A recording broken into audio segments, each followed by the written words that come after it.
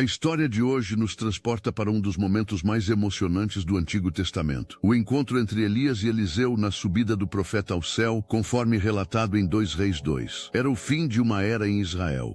O céu parecia suspenso sobre a planície do Jordão e a brisa carregava o eco de antigas promessas. Elias, o profeta do fogo e da fé indomável, sabia que seu tempo se aproximava do fim. Ao seu lado caminhava um jovem determinado a não se afastar. Eliseu, seu aprendiz, seu filho espiritual, aquele que aprendera a ver Deus não apenas nas tempestades e trovões, mas também no silêncio e na obediência.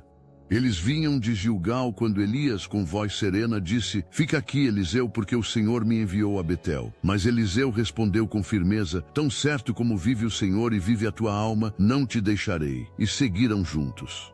O caminho era estreito, desgastado pelo tempo, e cada passo parecia carregar o peso da despedida. Os discípulos de outros profetas observavam à distância, murmurando entre si que o Senhor levaria Elias naquele dia. Mas Eliseu permanecia calado, seus olhos fixos no Mestre, o coração dividido entre a dor da separação e o desejo ardente de receber a mesma unção que o tornara aquele homem tão próximo de Deus. Quando chegaram a Betel, o mesmo diálogo se repetiu.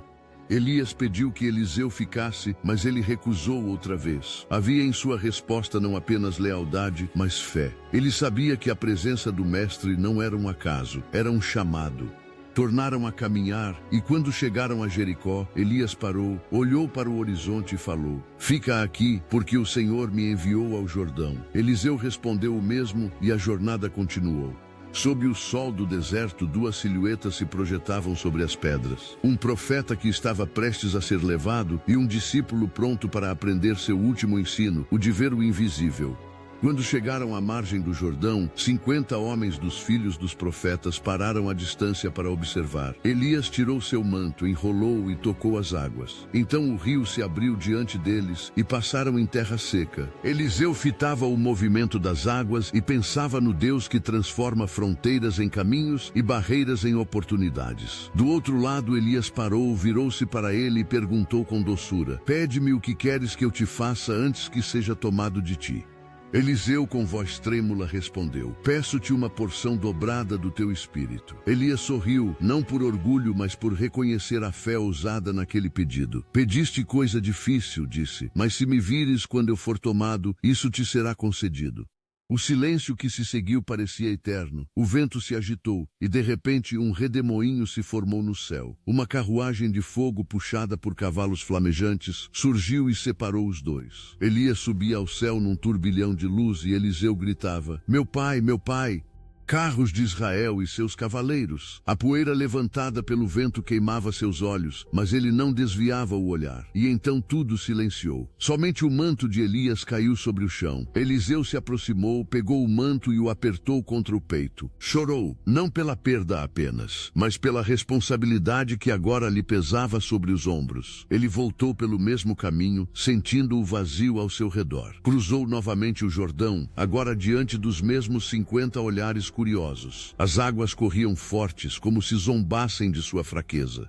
Mas Eliseu respirou fundo, segurou o manto e murmurou: "Onde está o Senhor Deus de Elias?" Tocou o rio e as águas se abriram. Os observadores ficaram pasmos. Era o sinal de que o Deus de Elias continuava presente, agindo não pelos méritos de homens, mas pela fé dos que permanecem fiéis.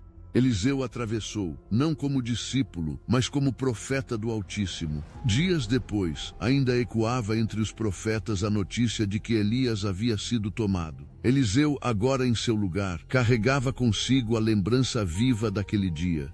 À noite, ao olhar o céu estrelado, ele podia quase escutar a voz do Mestre dizendo: "Deus age com poder quando o coração confia." Era essa certeza que o mantinha firme. Mesmo quando enfrentava reis injustos, povos idólatras e tempos de seca espiritual, Eliseu lembrava-se do manto caído, um símbolo de que cada despedida pode ser também um novo início. A unção não morre. Transfere-se para aqueles que creem. Um certo dia, um jovem aprendiz perguntou-lhe: "Mestre, o senhor nunca teve medo de que o senhor não estivesse mais com o senhor?" Eliseu, com os olhos cansados e um tom sereno, respondeu: "O medo vem quando esquecemos que Deus não se despede." Elias se foi, mas o Deus de Elias ficou. O mesmo ocorre conosco. Às vezes Deus muda os mensageiros, mas nunca a mensagem. O rapaz abaixou a cabeça e sorriu. Aquelas palavras o acompanhariam por toda a vida, tal como Elias acompanhara Eliseu até o limite da terra.